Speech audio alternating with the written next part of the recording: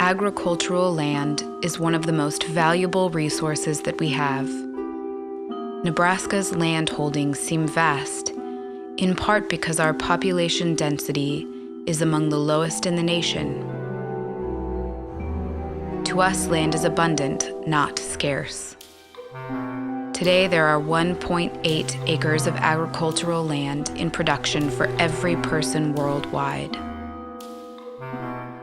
By 2050, it is estimated that there will be an additional 2.5 billion people, and the amount of land available to feed each of us will be reduced by a staggering 60%. Wasteful land use, not development itself, is at issue here. How do we make the most of this limited and increasingly valuable resource? One of the things that the City of Lincoln is looking at is our master plan going out 10, 15, 20 years. And there are several proposals that have been discussed and continue to be discussed. One of which has gotten a real charge out of the development community, and that would be a much more focused effort on urban infill and reuse rather than continued sprawl.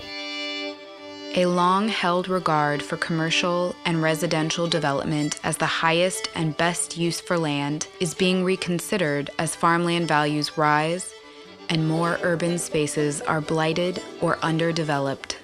Why do we want to increase density in the suburbs?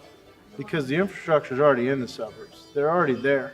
What we want to do is if people are going to get out there, have them there, not out in the exurbs, not out in that next ring. Because the next things to go are going to be your first-ring suburbs. Towns and cities occupy 7% of the state's land area. Over half of the state's residents are concentrated into 3 eastern counties: Lancaster, Sarpy, and Douglas. Regional centers such as Grand Island, North Platte, and Scotts Bluff are also growing. As cities grow, development frequently occurs where the land has been ideal for farming. Relatively flat land with good topsoil and access to water. There are decidedly different options. There's one that continues to allow growth along all areas, not all areas, but most areas outside of our current city limits, and continue to sprawl out, where there's other comprehensive plan that, while there is some of that, a lot of it's restricting that growth and forcing that more into the inner core. And obviously there are winners and losers in either scenario. These tensions can lead to issues of jurisdiction and competition among neighboring communities. Lincoln and Omaha don't get along. Sarpy and Douglas County are at odds. The lack of regional consideration and thinking that our land somehow changes if you step over the county line causes huge problems. Sarpy County has recently approved a new comprehensive plan, and there's not 1 acre of designated agricultural land in that comprehensive plan. Yet they're still farming. It probably is 50% of Sarpy County is still under farming practice on a day-to-day basis. But the Planning Commission and the City Council has said, in our future, to the question of what's the highest and best use, it's not agriculture.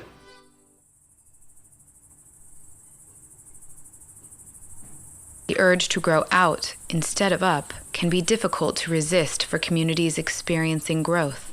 How do we start talking about the land in terms of highest and best use? And sometimes that highest and best use is in its natural state or as farmland.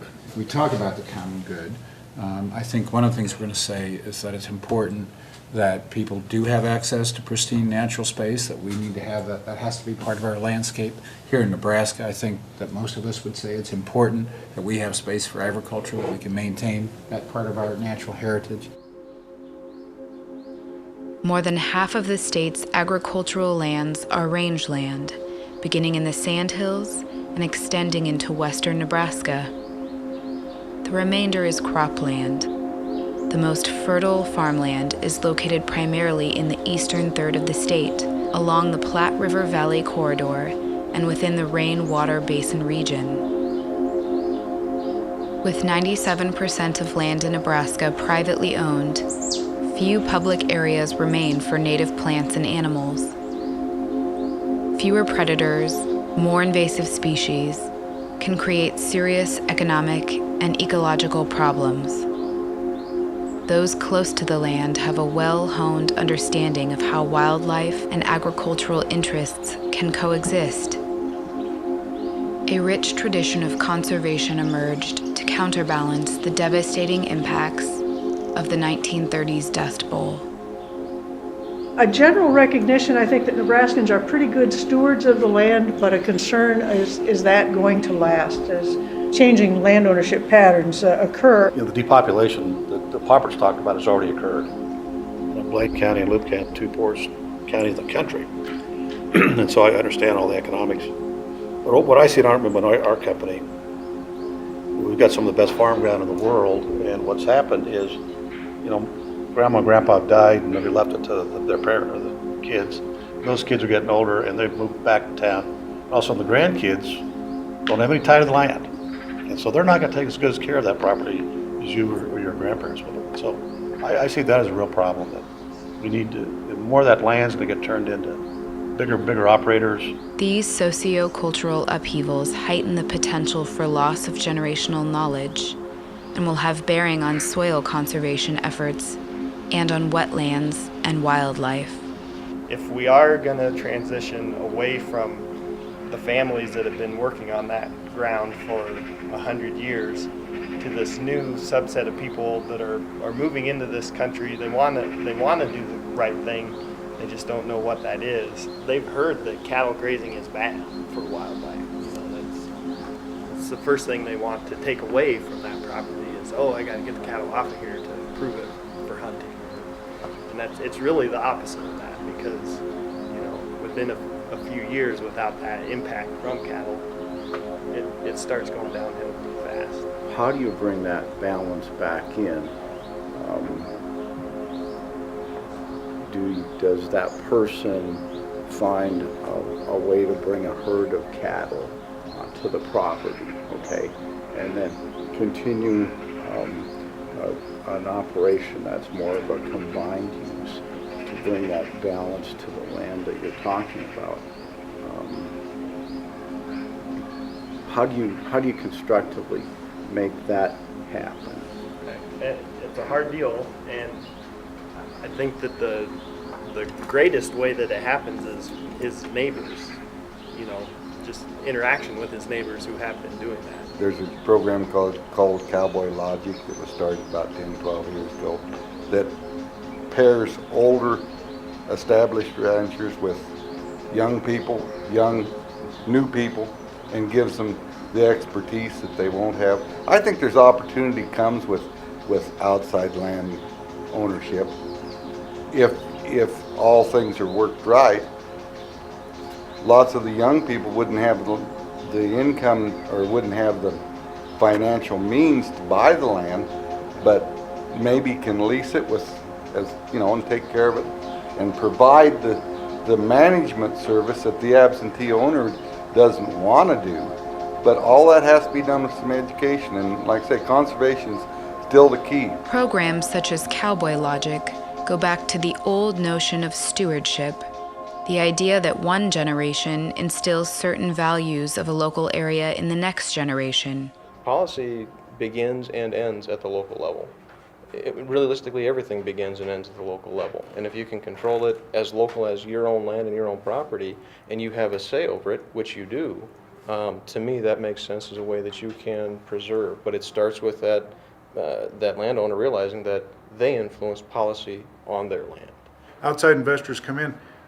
We as landowners have the opportunity to say, what would you see this place doing if you bought it? Will a new generation of Nebraskans continue this tradition of stewardship?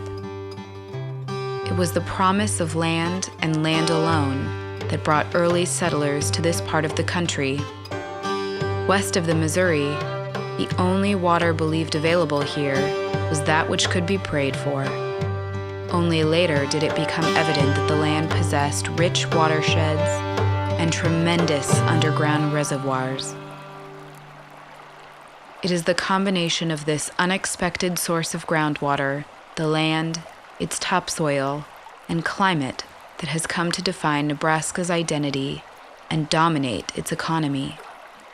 Whether this tradition continues largely hinges on this once unnoticed trove of water.